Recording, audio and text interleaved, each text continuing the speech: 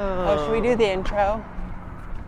Welcome to the internet. Take a look around. No.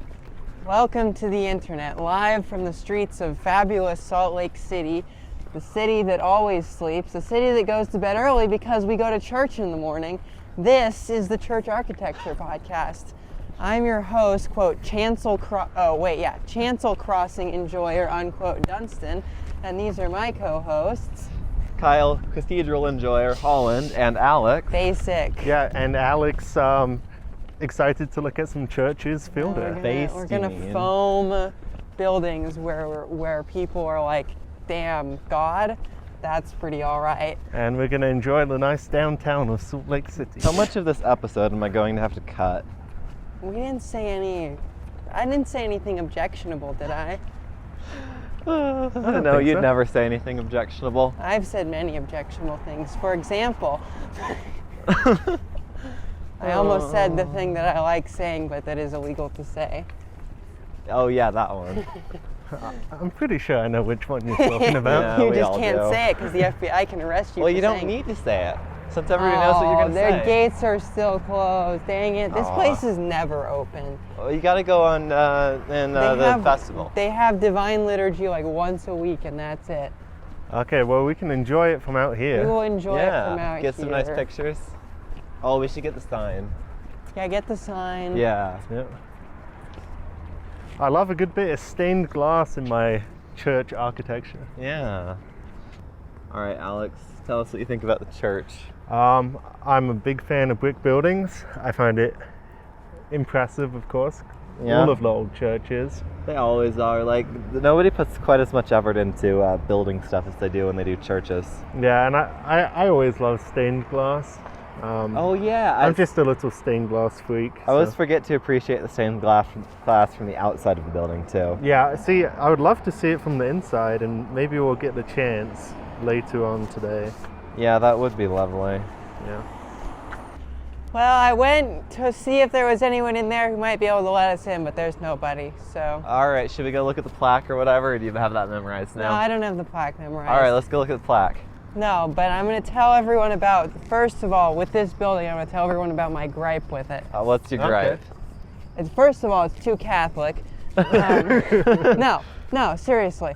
Like, most Greek Orthodox churches, well, Orthodox churches in general, don't have, like, a ton of stained glass. They're much more fans of, like, murals and other such things. Mm-hmm. And look at this sucker. There's stained glass all up the wazoo, all along the side of it. How dare they use a different architectural pattern? It is very like Neo-Byzantine though, if you look at the arch structure and then kind of the big dome there in the middle. Very Neo-Byzantine. My other gripe, which I think I shared on the Slurm tour, not actually a cathedral. So a cathedral, right, the word cathedral, we don't have to stay here, we can keep walking, but All right. if you got all the pictures you want. Yep, I think so. No, the thing about a cathedral, right, the term cathedral is derived from the, I believe, Latin word cathedra, which means chair or seat, right? And so a cathedral church is historically the seat, chair, of a bishop, who is like the way you govern your church if you're an apostolic Christian. So this, quote, cathedral, unquote, although it is a lovely building and, has kind of the architectural styling of a cathedral, is not actually a cathedral because as far as I can tell, there is no bishop who has this as their seat. So it's a lying cathedral.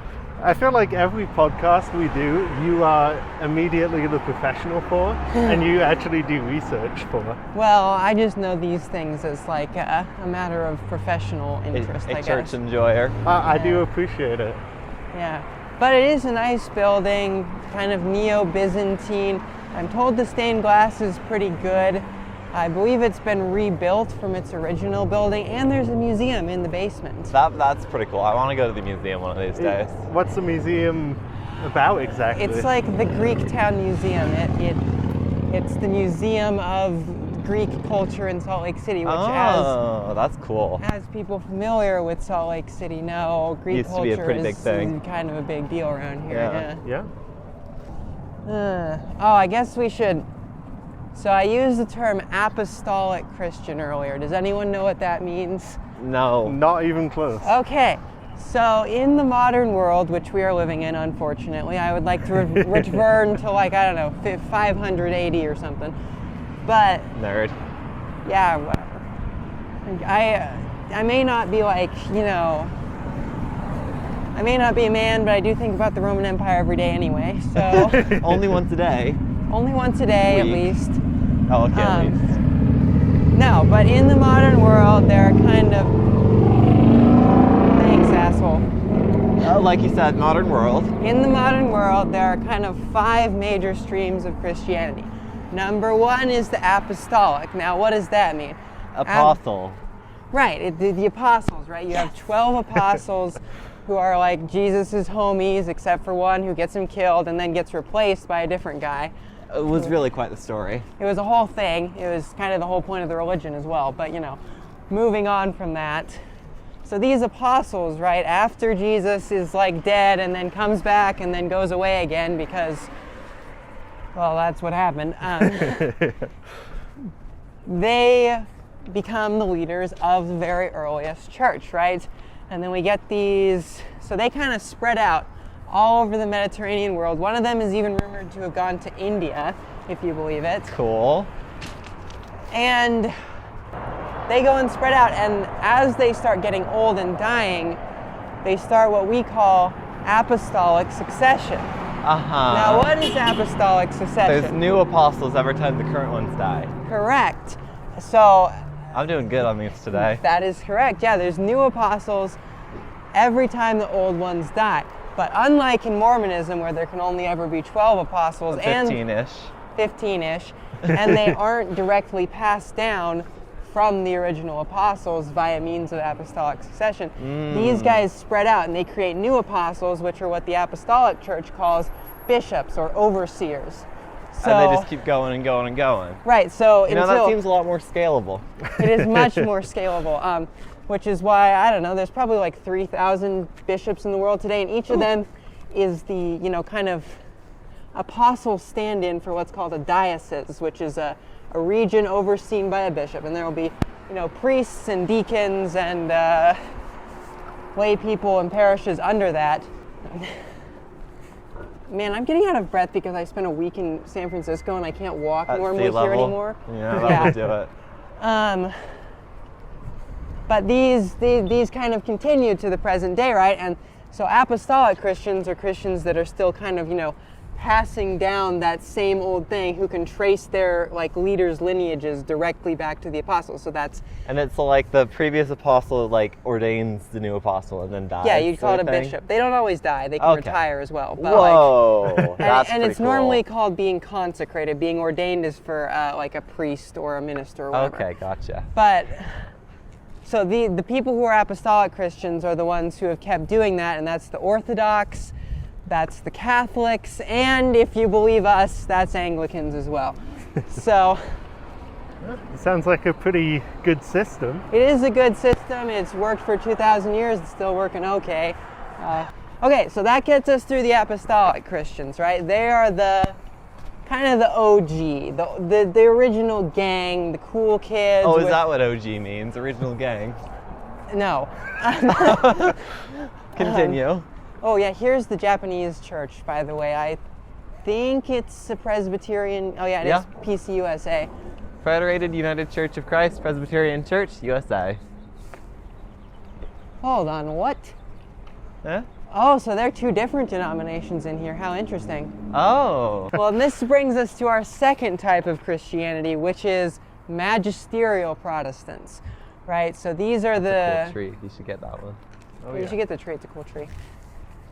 So this brings us to the Magisterial Protestants, who are kind of the original Protestants who are descended basically from the original reformers in Europe, right? So that's the Calvinists, that's the Lutherans. Right, Martin Luther's 95 Theses.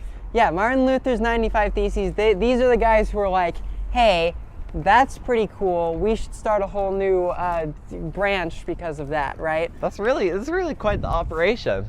It is quite the operation. Didn't know you could do so much with so few theses.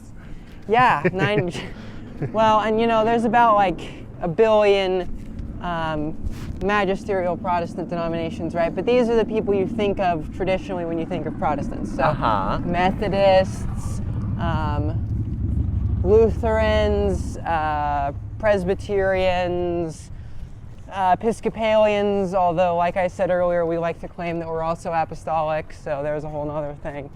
So people like that who are, kind of the traditional mainstays or main line, if you will, of Protestantism.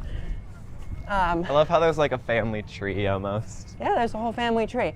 That brings us to the third type of Christianity, which we're not going to see any churches of that today because they're boring and they don't build interesting churches. No offense to them. Is this who I think it is? This is the Pentecostals and the Evangelicals, right? Kind of the, I don't want to be rude, hyper-modernists, right? People who are essentially entirely non-liturgical. Liturgy, right, is keep it with the times, making up their own administrative structures, etc., etc. Or most of the time having no administrative structures, actually, just kind of being their own thing. Interesting. Generally, non-sacramental. What does sacramental mean? Well, the apostolic churches focus their worship generally around what we would call the Eucharist, or, as we said in the case of the Greek Orthodox, the Divine Liturgy. In the case of the Catholics, the Mass. In the case of certain very high church, very sacramental Lutherans, the Lord's Supper. So this is like your organized Sunday service or other day? No. It's like, I don't know how to explain the difference, right? When you go to church, Kyle, what do you do at church? Listen to people talk. Okay. Eat the bread and water. That's the sacrament part. Yes. And then listen to people talk some more, then go home. Okay. So your church structure is largely non-liturgical. Yes, that it's means just people that talking. you just talk and you just have, you sing some songs, you listen to some people talk. In the case of most kind of evangelical or Pentecostal churches, and they just say whatever you they listen want. to one person talk, who's the preacher. Man, that's gotta get exhausting. So is this like the mega church? This is the mega church. This is the Okay. mega church we're talking about, Okay. mega church region. Versus Sacramental is like you have the liturgy, it's all planned out. yeah, right. You have, I'm an Episcopalian, I go to an Episcopal church, right? What we do is we have the processional hymn, and they bring in the cross, and everybody's walking behind it with the choir. Okay, that's pretty cool. That And is then pretty I'll have cool. to. You guys should actually come next Sunday. Next Sunday is Palm Sunday, which is going to be really cool. Ooh, all right. But so you bring in the cross, then you hear some readings, normally Old Testament, then a psalm, then the New Testament, then you have another hymn. You bring out the cross again, this time with the gospel, the actual book, right? Like the OG. Well, not the original one. I don't think there was only one or two of those. No, you bring that out to the midst of the people because it's very important that the gospel be read in the midst of people, right? I guess this is from back in the day when printing was a pretty new thing. Yeah, or and people, Yes. people couldn't read. It's going back to the time when There was one handwritten copy religion of was the book. primarily oral in nature. Yeah. Or the one handwritten book from the monks. Yeah, and then after that, you sing another hymn. Then you do the whole Eucharistic prayer where you're blessing the bread and wine, and then everybody goes up and takes that and leaves, right? And so those would be the liturgical churches. The apostolic Christians generally do very formal versions of that, right? Like I said, we have, bring in the cross, everybody marches in with the choir, and there's an organ. And for the spoken part, you can follow along. There's a lot of call and response. Yeah, there's a lot of call and response. Sometimes it's in Latin. I went to a Latin mass when I was in San Francisco. That was cool. All right. Or in Greek, if you're Greek Orthodox, they'll still use liturgical Greek. That's cool. And Does then anybody know Greek? no. Or are we going to see But the then when you LDS go- Church's worship site? Are we? The parking lot. Oh yeah, the Church of the Holy Parking Lot. No. No, but then you go down to the Magisterial Protestants, and they still kind of do that sort of thing, but they're a lot, I don't know, I guess you could say chiller about it, right? If you go to a Presbyterian church, you're still going to hear read prayers, you're still going to hear readings from Scripture, you're probably still going to take communion, but it's not going to be as rigidly structured, as formal. the guy up front probably isn't going to be wearing like super fancy robes and such. And you're not like literally following along word by word. Yeah, all the time, yeah. And then you get down to the evangelicals, who are the people we've been trying to talk about by indirection this whole time. And they don't do any of that. You come in, you listen to 3 songs, which were probably written in the last 15 years. And That's then recent. With like guitars. Do they write songs that new? Yeah. With guitars and Wow. drums, and there's going to be a person singing, there's going to be a light show. Everybody's going to have their hands up in the air like, yes, thank you, Jesus.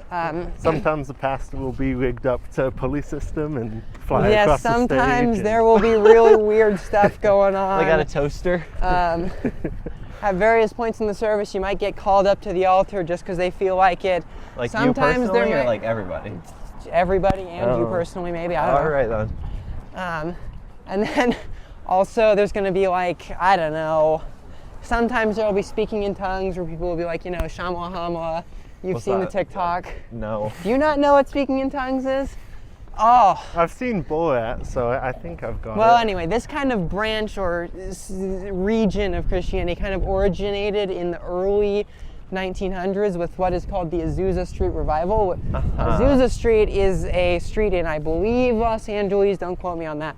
But there was a church there, and they had a revival, right? Because sometimes you have a revival just, just for the kick of it, All right? the time. Yeah, why not? And normally at a revival, you know, you're going to hear like hell and brimstone or fire and brimstone preaching, and you're going to have some, you know, banging gospel tunes and such. But this one, everything kind of goes a little bit like, I wouldn't say sideways because they're going to regard it as a good thing, but it goes a little bit sideways, right? Things are a little different than normal. And everyone starts politely babbling. The term that is used now is glossolalia, which means babbling, but it's put in Latin to make it sound less rude. So they're not intending to speak in like any particular language. No, they believe that they are speaking in the tongues of angels. But they don't actually know what the sounds mean. No. So that's region 3. Now we're coming to region 4, which is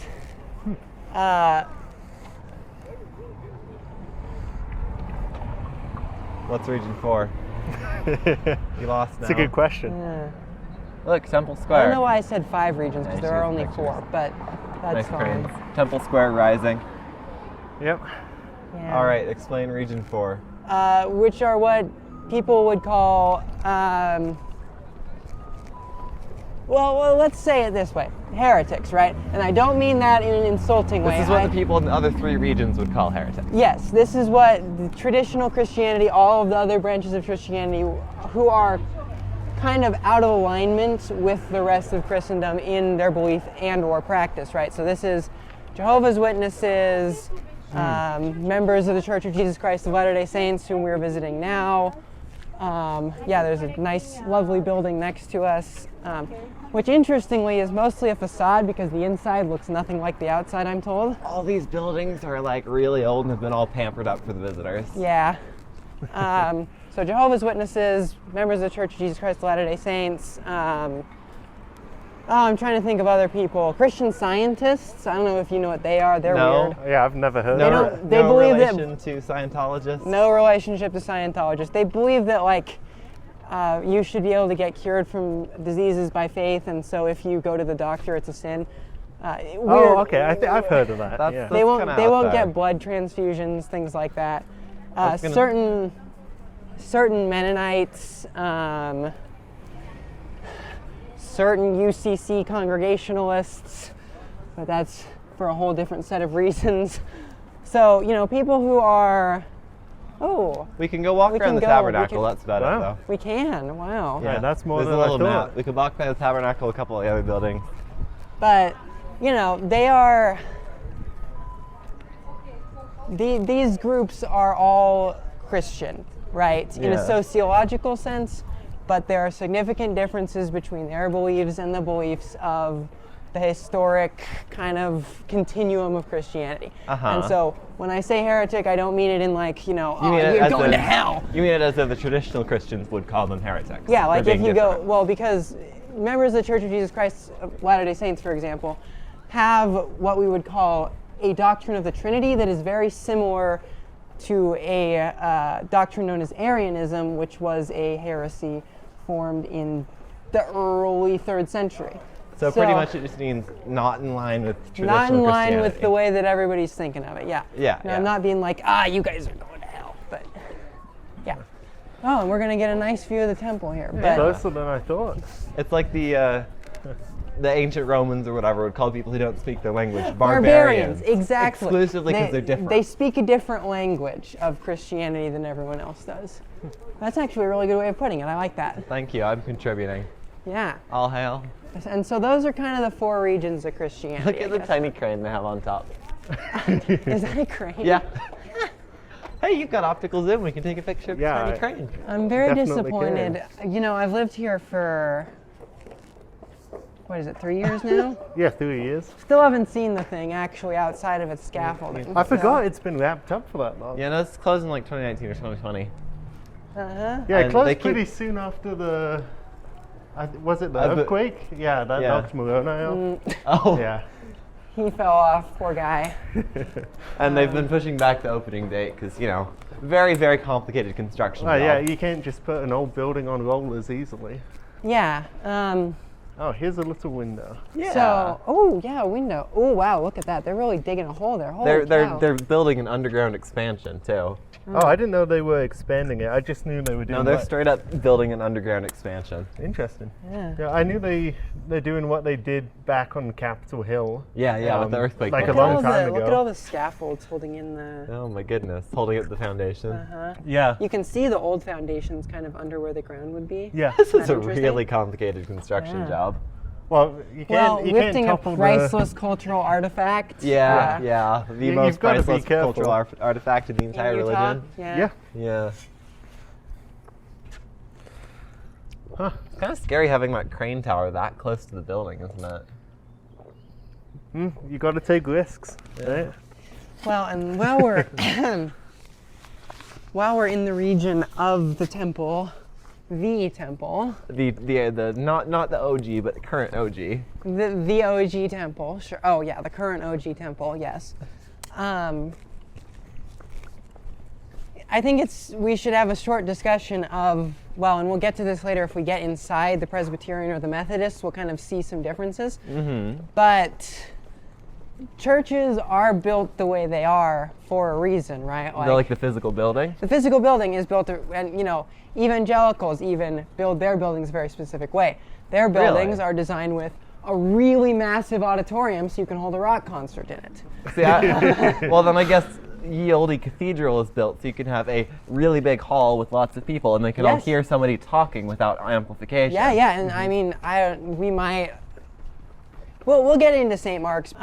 You'll kind of see the way that the church is laid out is specifically designed for the purposes that the church is going to be used Well, for. then I guess LDS churches, when they're building their Massachusetts standard churches everywhere, they Yeah. have their There's a chapel, small there's a social chapel, hall. which extends into the social hall slash gym for during the Uh-huh. week, and then there's a bunch of individual classrooms. Yes, and there's a reason for that because That's how they like to run their day. because the Church of Jesus Christ of Latter-day Saints prioritizes formation.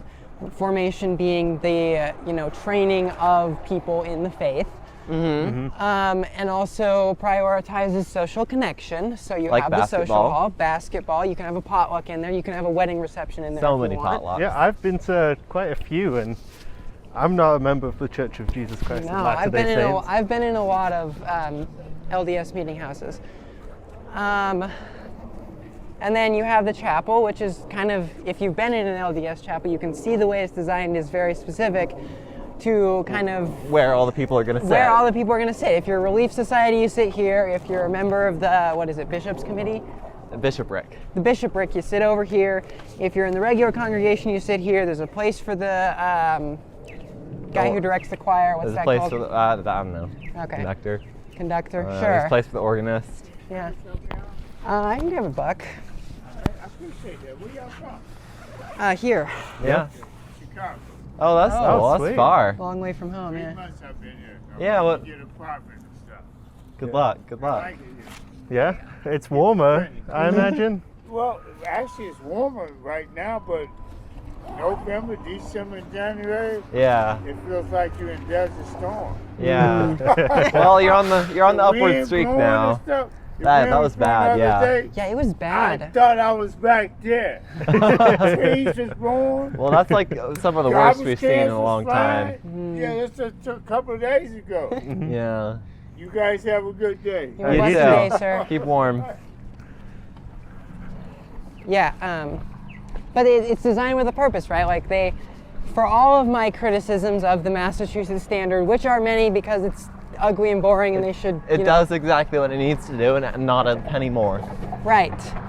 And temples, LDS temples, right, are designed the way they are for a reason. This is very true. This is very true. Whoa, there's like, specific rooms for everything. There's a big baptismal font where you can perform baptisms. Although with the temples, living or dead. that seems to say a lot more about the interior layout and the rooms and like the overall architecture. The exterior is just generally these days a white thing. Yeah, just as much white I as have to say, yeah, possible. I'm not a fan of the modern. They just but- go for whatever white pretty building is current. Yeah. Yeah. Well, and also, the unspoken fact, right, is that the inside of LDS temples is for members only, True. right? So Not just any member either. yeah, you have to get a temple recommended from your bishop, which means a very different thing in the LDS church than it does in other churches. Let's be clear with that, since that could be confusing for people who are not familiar. But you're going to notice there's not a lot of huge windows. You can't really see inside. Yeah, Yep. there we go. There's That's where not that a lot plays of in. doors. Man, there's not really windows on the inside Yeah, either. there's not really any natural light on the inside. I've been in a tour of one that Some wasn't. of them have like real fuzzed up windows. You can't see anything Yeah, out of it. Just they are token or designed light. to a certain extent for privacy or secrecy. It's because these things are meant for church members only. Yeah, and then they hold the open houses whenever they're redoing Yeah, or whenever making a they're new one, redoing so one, people so don't everybody feel can- too scared of it Yes. being secret. Yes. So, churches are built the way they are for a reason. And then, go on. Falcon Birdwatch area. I've never Oh. seen that sign before. There's a few of them. I don't know where the falcons are, but Yeah. Well, I have to say, I'm not a big fan of the fact you can't see into the churches, and what flag is that? That is the Utah flag. No. But bad. It's not the Utah flag. I don't know.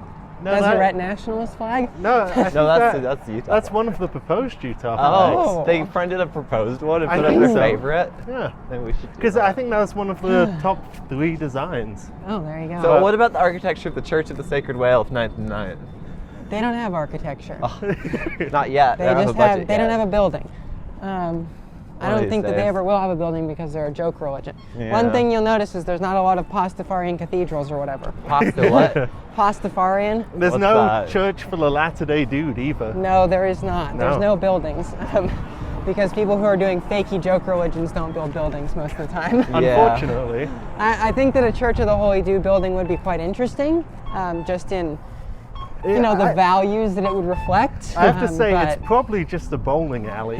But I gotta say, Cat Church is pretty cool. Cat Church? Yeah, I saw that yesterday. where? Cat? At Church? Iconoclad. The State Street one. Oh, yeah. They don't have a whole building, but they've got a corner, they've got pews. They do have pews, that's true. So the going back to the evangelicals, right? They build their churches with purpose too, although generally quite strip mall-y, just because of. Well, if you also think about churches are also designed for the demographics they serve, right? True. Like, this is why the Massachusetts Standard exists. It's the perfect suburban church. Yes. Lots of free parking. There's a lot of community space because there's no third spaces in the suburbs. True. And you have places for softball games. And It could be the only place you meet friends. Yeah, it probably is, actually. Too real. Because the other place you work is just an office tower in a windswept plaza or, something similar. So, but these mega churches, these big evangelical churches, right? Like we said, auditoriums, so you can have a big Concert-style presentation. concert-style presentation, lots of speakers, so you can easily hear the guy because the entire focus of the service is the sermon most of the time. Makes sense. Yeah, and then like in the wings, lots of classrooms for kids because evangelicals like to put their kids in class during the service and such because they prioritize educating their kids. And it's good to be inclusive of kids at any church. Well, right, service. it makes it easy. It makes it easy for, well, it also is part of the evangelical ethos, right? Make it as easy for people to get into church as possible. Yeah. And that makes it really easy if your kids are being taken care of and you can just listen to the music. Yeah. So, you know, there's purpose. There's purpose.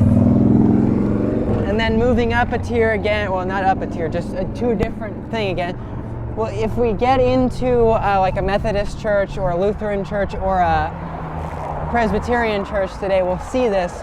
But there's also a specific design in the way that they are built. On their way across the street. What? I was telling Alex to take a picture of the eagle. Oh, Eagle Gate. Yeah, Yeah. you got it. Eagle Gate. Remind me what that thing symbolizes? Oh, did you know that there's a meeting house in the bottom of that thing? Yeah, there is. No, That's why I it's all did not know different. that. Yeah. There's an LDS church in the bottom of 99 State. Yeah. I'm glad they're embracing city. For once. Cool. Yeah, well, they apparently, according to Mike Christensen, stroller parking problems. So, Yeah, that tracks.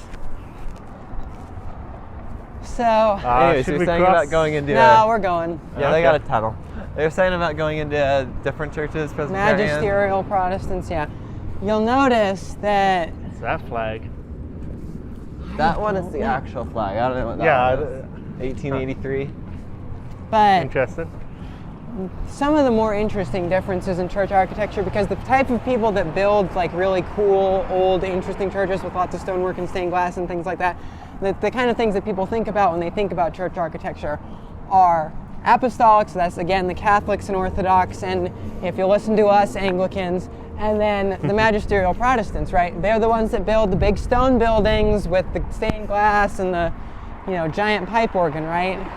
Yeah. Love the giant pipe organs. Underappreciated instrument in the year of our Lord 2024. But the way in which they, you know, kind of on the outside, a Catholic and a Presbyterian church are going to look a little bit more similar, but on the inside there's a lot of very important differences.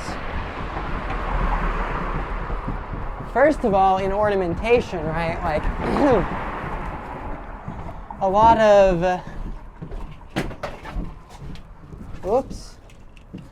of sort of the thing of the Protestant Reformation was what you would call iconoclasm, or the dislike of images in church because you think it's idolatry. So no depictions of any sort of Christ or So any there won't apostles or be anything. too many pictures. The walls are probably going to be really white and So- generally empty. And no stained glass. Oh, there'll be stained glass. That's a little different. But no imagery in the stained glass? It does tend to be a little more abstract, yes, actually. In Protestant churches as opposed to Catholic churches, where they'll have like, you know, well, and you know, it obviously depends because there's degrees to these things, right? Because once you get into Protestantism and Catholicism and such, you get into what we would call high church and low church. High church, again, is that very formal kind of sacramentally focused, very liturgical worship, versus low church, which is a little more informal. The guy doesn't wear any robes, and your church is going to be simpler because that's your philosophy of how you do religion. Which branch of religion has the, I don't know if it's the correct word, but the pastor that doesn't face the audience? Well, that is, we're going to get to use, I'm going to get to use some really fancy church terms here. Okay, I'm glad. So this is actually a very long debate in kind of sacramental Christianity, is what you would call versus populum or ad orientatem. Okay. I've never heard those terms before. Well, that's because didn't grow up in a sacramental tradition. But that'll do it. versus populum, it's Latin. It's all Latin, right? All fancy church words are Latin. Of course. So versus, well, what does that mean? Against, populum, people, against the people. So you're facing the people. That's versus populum. Okay. Versus, another church architecture thing here. So in every church, no matter what direction the church is actually facing, in church architecture, the altar is always on the east. I did not know that. I did not know that So either. like the altar is not actually on the east, What? A lot of You just times, said it is. like look at this Catholic church, right? The altar is always going to be on the opposite end of the towers. Okay, so it's on the north. So it's on in the this north. Example. Yeah, that's not the in east. church architecture, that is always the east end of the building. What? Even if it's not? So ad orientatum means you're facing church east.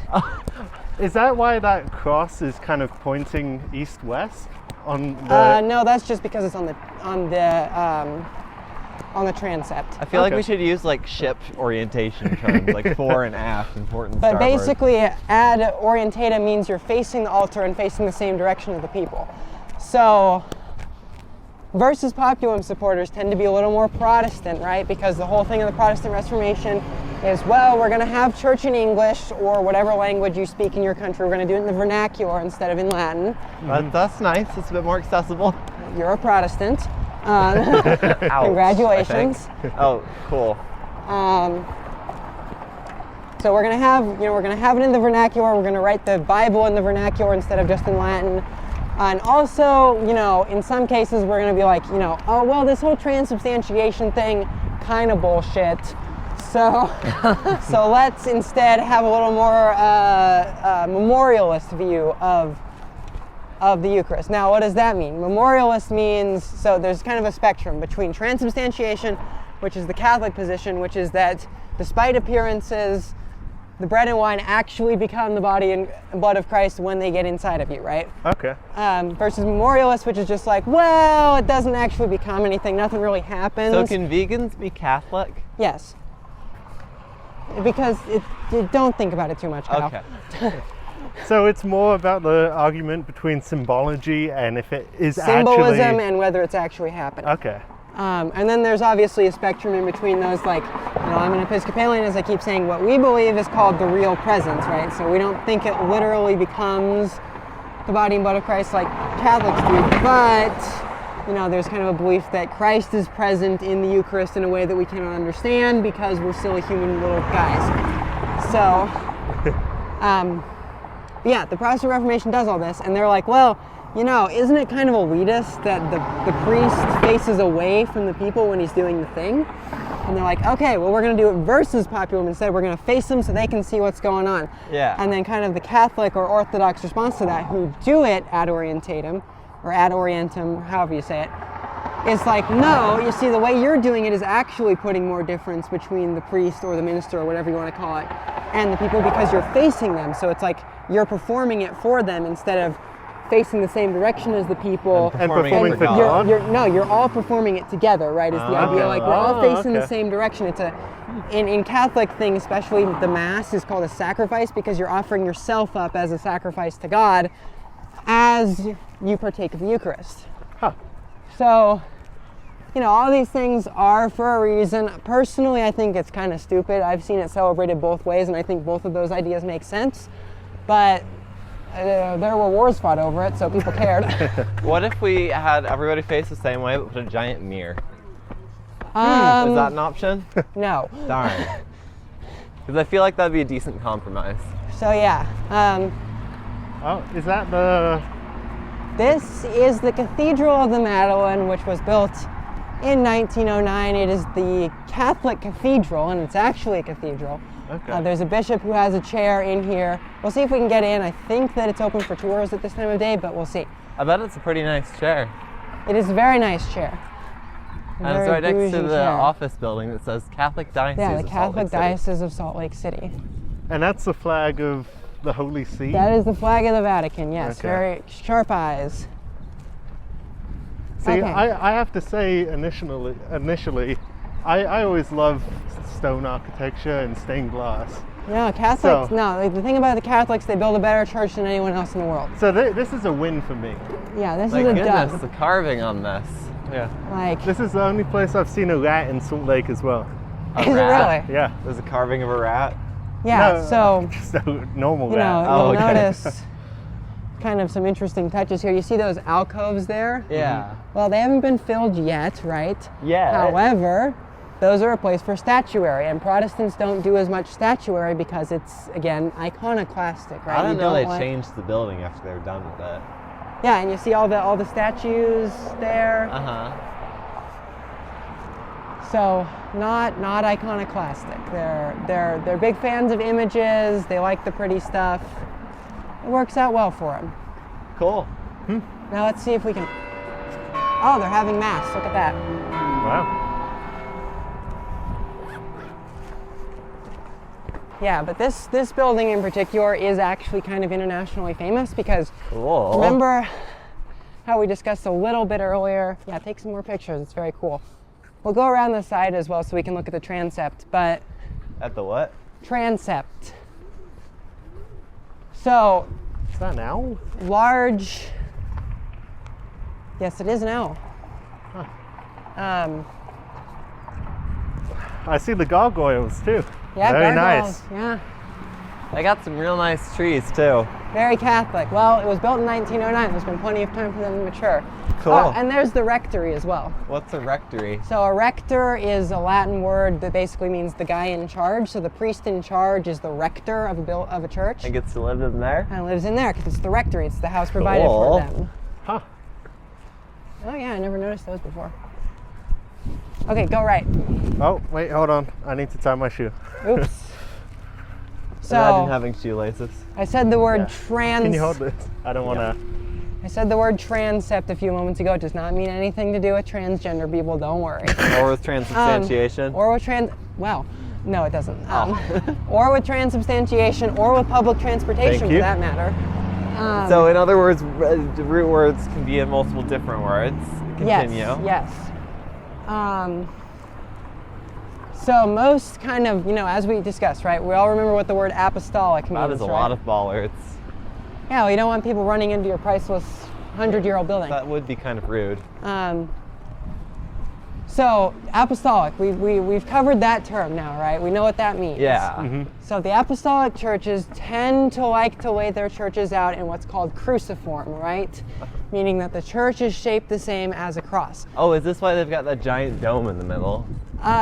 Sometimes. Sometimes, yeah, or a spire in this case, because it's a Romanesque building. Oh, okay. So you'll notice if you look at this cathedral on Google Maps, right, you're going to see like, oh, well, there's the main nave. The nave is The long just the name section. for the long section, yeah, Where everybody sits. where everyone sits, and then kind of crossing the nave, you have what's called the transept, because trans means to cross, so it's the transept. It crosses. It crosses and pierces the middle of the church. And then on the part that's beyond the transept, that is called the chancel.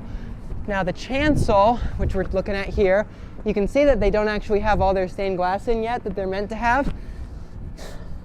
Okay, and But in what's the in there? The chancel is normally the part of the church that is where the altar is. That is where you actually do the whole, Okay. where you actually celebrate the Eucharist, where your priests and your bishop will sit during a service. And that's the part on the back here. And then there's the transept across. A lot of the times in the transept you'll have little chapels sticking out, like see these guys right here? Yeah. Those are chapels. So that's where you'll have like, smaller prayer services or like daily Eucharist, because most kind of high Catholic churches and high Episcopalian churches and high Orthodox churches will have Mass every day. That'll be in your little chapels.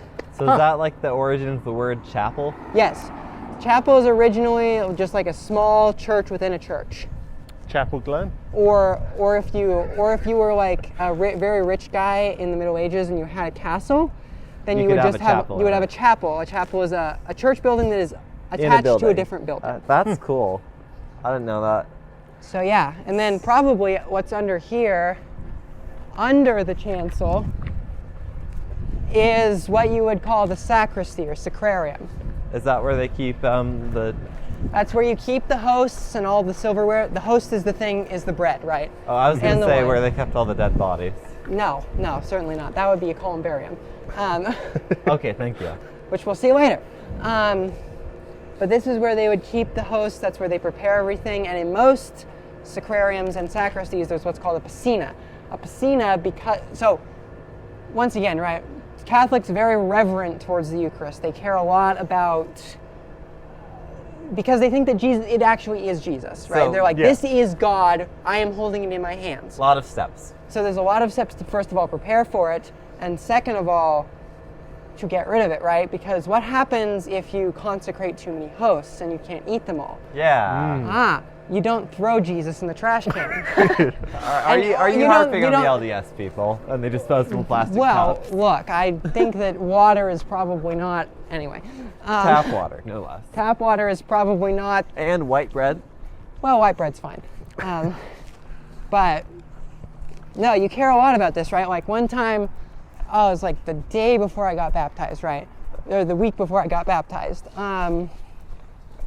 I was sitting in the front row because I don't remember, I never sit in the front row, but I was sitting in the front row that day. Uh-huh. And if we get into St. Mark's, we'll see this later, but because we have a high altar in our chancel that has steps up to it, cool. We don't make everyone go up there because some people can't walk up steps. So you have them go to like the bottom of the steps? So we have our deacon, her name is Libby, she's very nice. Uh-huh. She stands near the bottom of the steps and distributes distributes communion to people who can't go up the stairs and can't kneel at the altar rail because you receive communion kneeling most of the time. Okay. Cool. And one time, as she was doing that, like I said, week before my baptism, she got bumped and one of the hosts fell off the plate and onto the floor. This is a big deal. What do you do then? Well, is it like a flag where you burn it? No. Actually, that is one way to get rid of them, yes. Okay. But we don't do that. That's a Catholic thing. So she didn't notice because she had a whole line of people in front of her. Yeah. But one little old lady who I swear to God I have never seen her kneel, I have never seen her so much as bend. Quick as lightning, bends down to the floor like a gymnast, grabs it, crosses herself, eats it.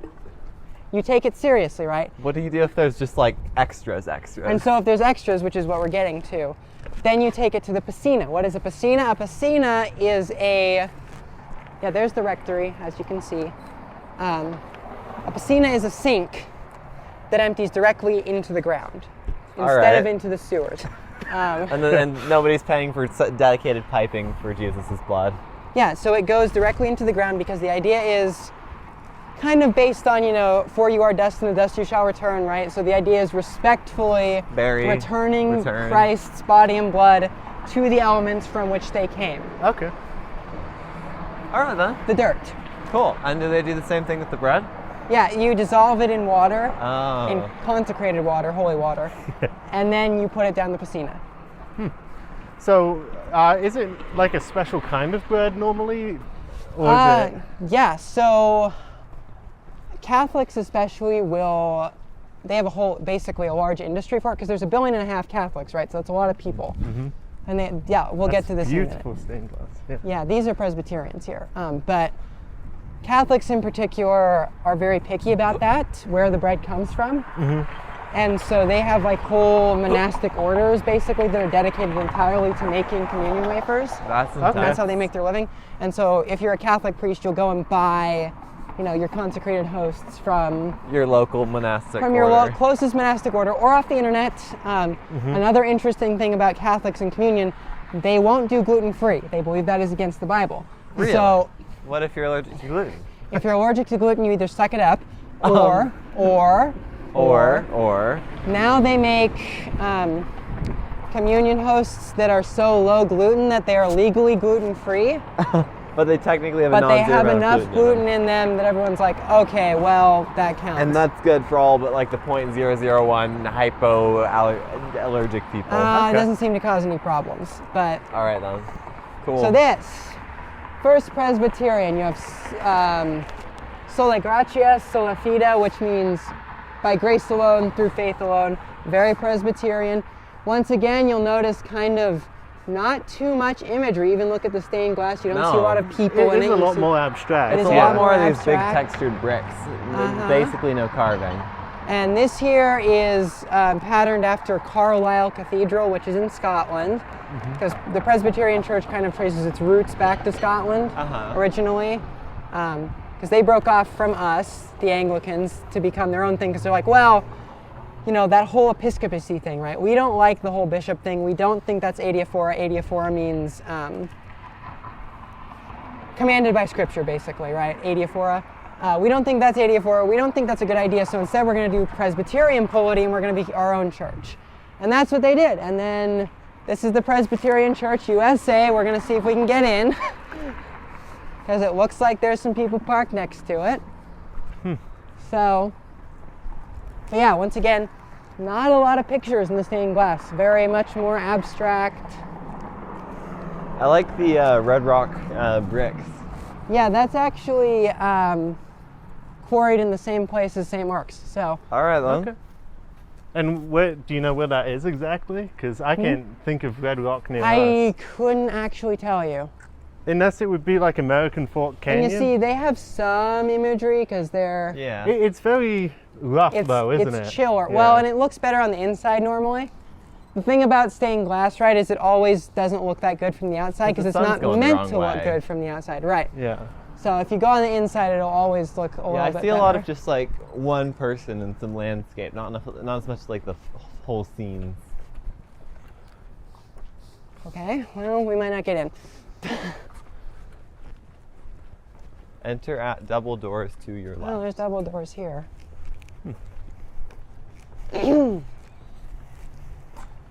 Established Beautiful 1871. bench. That's a cool sign. That is a cool sign, yeah. Okay, well, they're closed. So, All right. Oh, That's they take okay. DoorDash.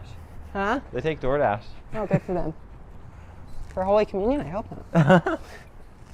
not. Interesting facts about this building, actually. Westminster College, now Westminster University, was established in its basement. That's actually pretty damn cool. Very cool. Oh, they have normal windows. Well, that's because this isn't the church part. This is probably the parish hall or something. Oh, but it's built out of the same pretty stone. Yeah. Interesting. So, do they have the same cross shape for the building in general? Or is that, It seems a you lot can more see it is freeform. kind of cruciform-ish. yeah. But they aren't. Protestant building conventions are not quite so set in stone. If you They're a will. lot more flexible, aren't Well, they? and if you look at most Protestant churches, they aren't going to be like this. Most Protestants, especially Reformed, like Presbyterians, Reformed. What does that mean? Oh boy, another thing to talk about. So there's kind of three main theological streams, right? There's the Catholic stream, which is, I don't know it that well, so I'm not going to try and explain it. But in the two Protestant streams, there's kind of what you would call Arminianism and Calvinism. So Calvinism is kind of predestination-y, meaning God knew before you were born whether you're going to heaven or hell. Can't say I agree with that one, but it's fine. And Arminianism is much more based on free will. Where are you going, Kyle? Onward on the tour. Onward on the tour, yeah. So Reformed people, and Reformed, capital R, just means Calvinist, tend to be a lot more iconoclastic than their Arminian friends. So they'll, So switched right back. Switched right back to the roots and statues Yeah. and stained glass and everything. yeah, they don't, no. They're very iconoclastic. Oh, they don't even like more. it. They, Okay. So that would be too much for them. That's pretty ornamental for a Reformed church. Most Okay. Reformed churches are going to be very simple. What like you think of a country church, white building, white steeple, right? Okay. Yeah. That's kind of what a Reformed church you would expect it to look like. Okay. Are they going for lack of imagery of deities or Yes. just straight up simplicity? Yes, both of those things. Cool. Is it like, is God also more flexible in, no? No, It's just not in no. You representation see, in wise? Calvinism, God is probably the strictest version of the Christian God is Calvinism, right? Like very, Interesting. very. And yet they're the most iconoclastic. Yes. Interesting, yeah. So, traditionally, you don't see a lot of like what you would call theologically liberal Reformed theologians as much as you do Arminian or Catholic theologians who are theologically liberal. Now, that's obviously not a hard and fast rule, but from my knowledge, they're just a little bit. What time is it? 2:30. Oh.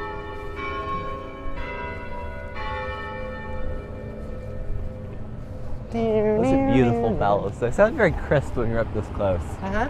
Yeah. You should hear them after Mass.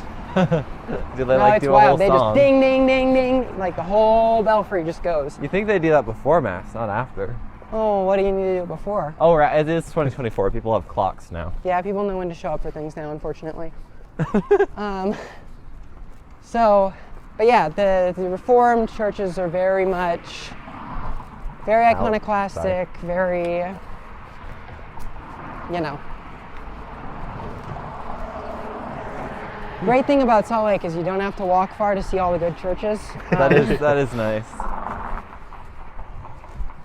Because they are all kind of concentrated in one place, except for one. Yeah. So.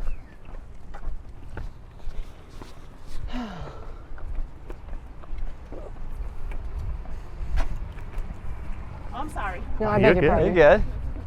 I have a feeling you're not going to have to cut too much.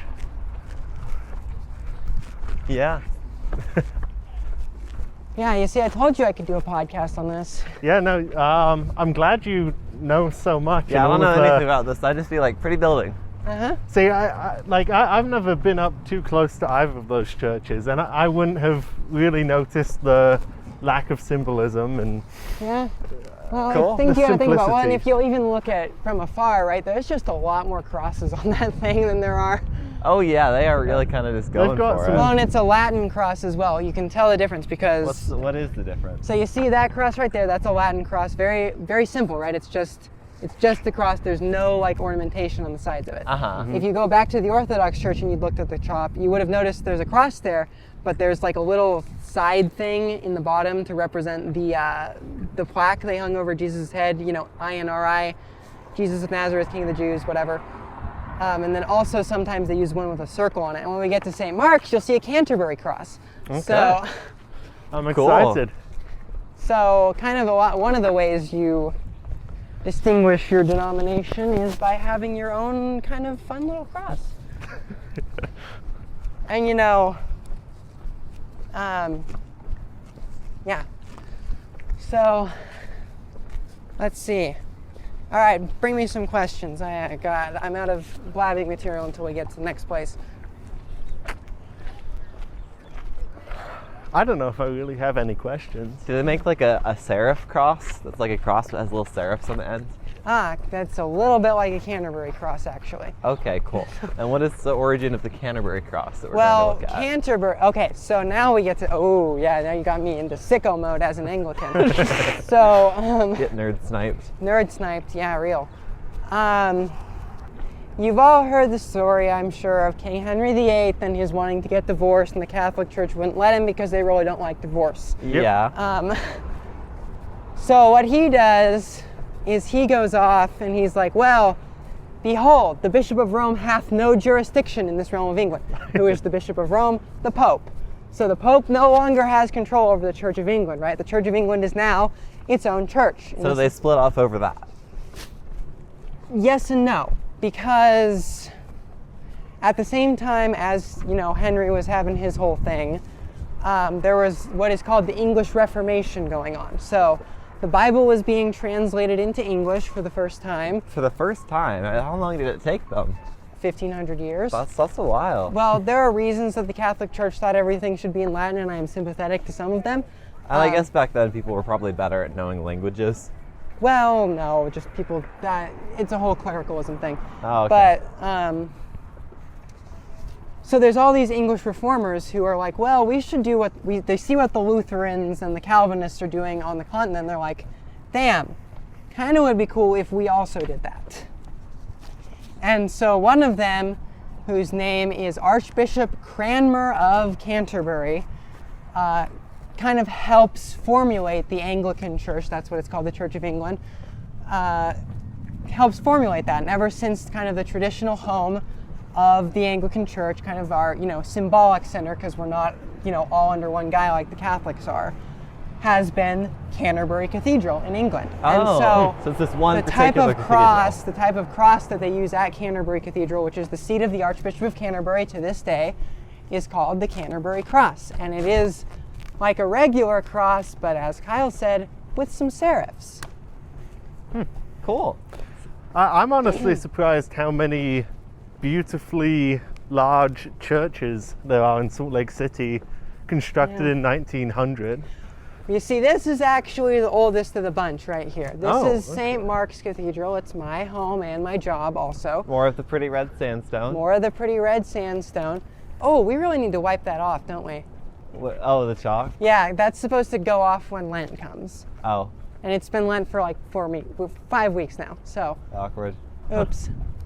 Pretty nameplate. What does the shield symbolize? So, the shield, that's just the symbol of the Episcopal, that's the coat of arms of the Episcopal Church. Cool. So the Episcopal Church is, of course, the Anglican. If the Church of England had come to America, that would be it, right? We're just American Anglicans. We use a different name because after the Revolution, everyone really didn't like Anglicans because they were associated with the English and associated with Tories and. Yeah. So like, oh, you guys are betraying the Revolution. That's very bad. Oops, sorry. Oh, you're good. I'm gonna go see if there's a priest here and ask if we can go in And have a little tour. and have a little tour because I do know the inside pretty well. Yeah. But what you'll notice about our bell, There's it's exposed. only one bell. We have one bell and it's exposed. What's it doing out there? Don't you have to like clean it? No, Okay. not too much. The rope's just hanging out there too. Yeah, and you can see because this building was built in 1870. It's the oldest church in wow. Salt Lake Jeez. and the oldest functioning cathedral in the United States, I believe. Oldest church in Salt Lake. And the oldest functioning cathedral in the whole country? In the Episcopal Church, I should Oh, say. okay. I think I that was there gonna are a say. couple of Catholic cathedrals that are older. Yeah. But it is a very, very old church. You can still see kind of you see up on this part up here in the front, the narthex. This is very new. This was built in the They've matched it very well. They matched it I very have well. to say. But the part behind that is the original building, so it didn't always look like this. You can and see you'll the notice, wear on that stone. Well, Yeah. and the black parts, that's from the fire. So in the 1930s, there was a really, really bad fire, and if you look over here, kind of underneath the rose window, you can see the black. Yeah. That's from the fire coming out of the church and scorching the outside. So it has been obviously renovated since then because it caught on fire. Yeah. Yeah. But But the outside's still there and holding up. And that's the beauty of making stuff out of stone. Yeah. yes, it doesn't fall over too easily. We'll go over here before I go and ask if I can take people in. These are our great doors. They're very fun. We never open them. Aw, they look pretty great. Well, Hey. think about the air conditioning liability on that. And Oh, yeah. Really need a great revolving door. yeah, so let's be a little respectful here because this is the columbarium. So when you said earlier, oh, is the sacristy where they bury people? No, this is. So there are like 400, 500 people's ashes interred here. Okay. So it's like the equivalent of a church graveyard, but for ashes only. And is that below the plan? Yes, so I believe it's, you see all these kind of tiles here in the ground. Those can all be taken out, and that's where you put the ashes. Okay, I'm gonna go ask if we can go in. Should I take a picture of that? Yeah, feel free. I just want to make sure people watching know what's going on. Yeah, well, they're not gonna get in there. We do have security cameras. Don't trespass on our property, please. 1960s. Etc., etc. Oh, here's we have something to go to very big interesting doors. about St. Mark's. Yeah? So this structure here is what's called a cloister. What's it do? It looks pretty. It is. It's very pretty. It's a covered walkway with kind of an enclosure on the side. So traditionally, when you have a cloister, what it's built for is the monastic community that's associated with your cathedral. Because most cathedrals in the old world, right, have Live-in dating back from the Middle Ages, have cloisters where their monks would go and interact with kind of, the public, but they're not supposed to be with the public, so they're kind of with them but separated from them by the cloisters. Okay. So most old cathedrals in Europe will have this because when they were built, they had a live-in community of monks that would work, or nuns that would, or both a lot of the time, that would live and work at the church and help keep it up and help with all the different things. But we never had that. First of all, Anglican monastics are not quite that common, and we never had any in Utah, so we have fake cloisters that were built just as kind of a bougie covered walkway in the Oh. All right, then. in the 80s when they built the narthex. What does So. narthex mean? Lobby. Oh, okay. Okay. Is that like Latin or something? Yes, Okay. It's just straight up Latin for lobby. I believe. Or, Cool. or close to it. Okay, I'm gonna go in and ask, and then we'll see. Okay. I really wish they didn't have to cover up the stained glass. Oh, yeah. Yeah, I suppose it is rather fragile. Yeah. But it'll still look pretty from the Okay, hold on, inside. I'll be back. I can't imagine there's many stained glass fixers or producers No. these days. There's got to be at least And I a mean, like, small handful. even like paintings, like you could fix a painting, but it's still in its original form a priceless work of art. Yeah. It's a very, very nice church. It looks like that chimney up there Yeah? is new. That looks doesn't like a it? little patch. Yeah. Huh. Those roof tiles look very old-fashioned. Slate roof. It's straight up rocks. Very nice. Cool. I'm very glad Sophie's so knowledgeable. I don't know anything about it. I wasn't expecting this much.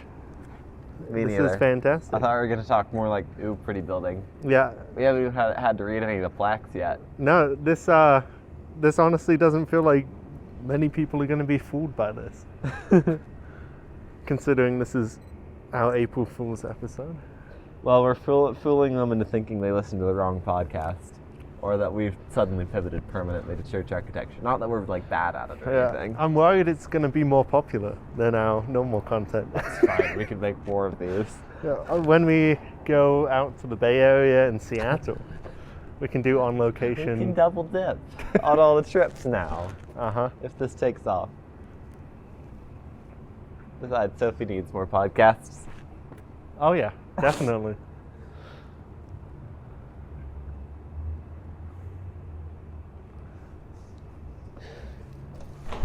I'm glad they've gone solar. Wow. They've gone solar.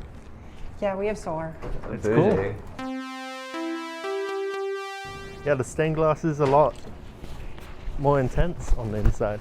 Yes, because you look at it from the outside, it's just kind of. You can barely Yeah. tell it's stained. I still think it's beautiful. But Yeah, That's the diocese's building. that's pretty. Yeah. Also built in the 2000s, if you can't tell. Oh, it's not bad though. For No.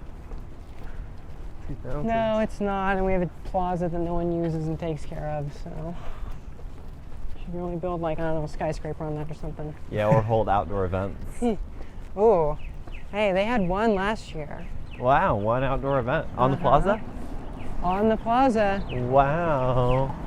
Because the plaza doesn't belong to us, it belongs to the diocese. We'll try the Methodists. Cool. We can't get in there, we can't get in anywhere. They must have a cool church, I take it. They must have a Oh. cool church, I take it. It's okay. We didn't walk past the Church of Scientology, I noticed. No, we didn't. Do they have an architecturally interesting building? No. Oh. Except in a creepy way. So, Maybe next episode. maybe not. Yeah, but you'll notice no cruciform here. Just, it's a building. Yeah?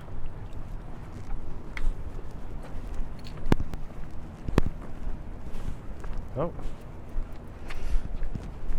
There's no one coming. Also, our beautiful new bus lanes. Look at that. Isn't Yeah. that beautiful? Holy cow. With bike lanes too and protected intersections.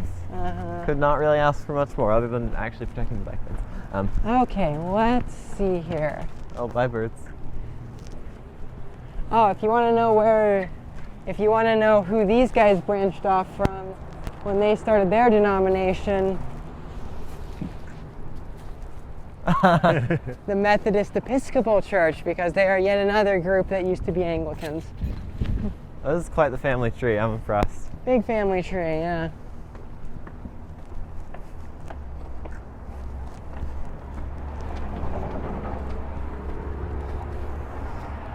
It's probably going to be a no, but we'll try the office door. Nada. Okay, well, All right, worth trying. 1 out of 6 ain't bad. Can at least get some pictures. Yeah. But this has been the Church Architecture Podcast. Yeah. Please like, comment, and subscribe. Oh, yeah. One sec, let me pull up the patrons list. Oh my gosh, I you're have doing that. that? I have the app. Patrons for the church They're church paying for this architecture stuff. podcast? Yeah. Where do you think we got all this audio gear? That's a good point.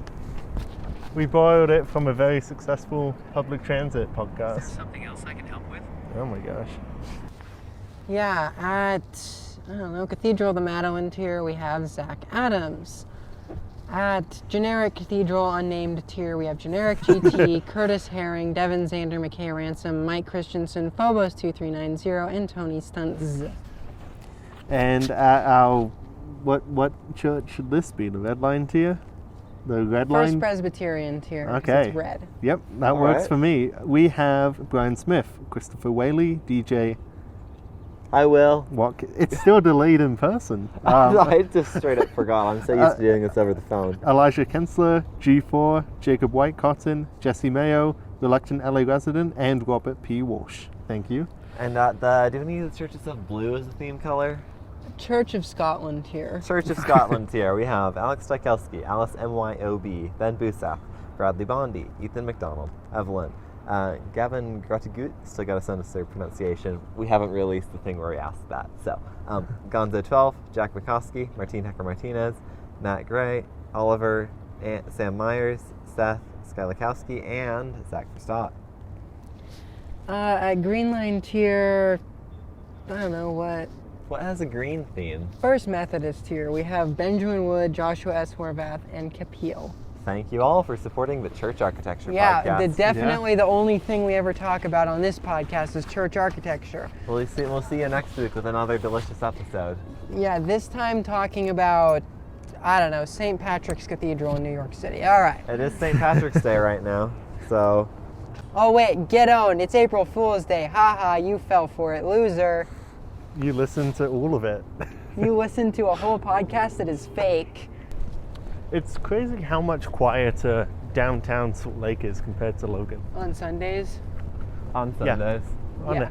On On any a day. weekday, I don't know. Yeah. Can't be too much louder, to be honest. No, but if 'Cause you're we next have- to State Street. Yeah. Depends on which Yeah, street well, you're that's at, fair, so. but Hell, even the minor ones are loud. our downtown is like 4 blocks. All of them have big chunks of parking taken out of them. See, here at least you can get into the middle of some of the blocks. You know, with some here's noise my insulation. controversial take. Brigham City downtown is better than Logan downtown. In some ways, yes, but Ooh, train. Nerd alert. I wonder if there's a church in that train. Maybe we should start one. I think Brigham City would be perfect for a streetcar along that main street.